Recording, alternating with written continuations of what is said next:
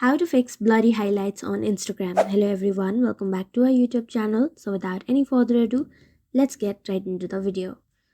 First, open your Instagram application and then you will have to make sure these basic things that are you will have to use high quality pictures on Instagram. Since Instagram compresses your image, if you add low quality pictures beforehand, it will get even worse.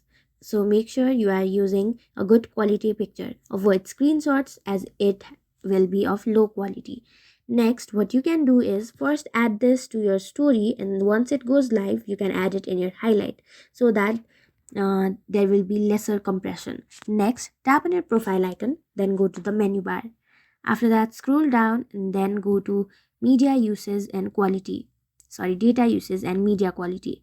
Now make sure you toggle this upload at highest quality on and make sure your data saver mode is turned off since it will compress more images and video quality. So that's how you do it. Thank you for watching this video. Make sure to like, share and subscribe to our YouTube channel. If you got any questions, comment them down and I'll catch you in the next one.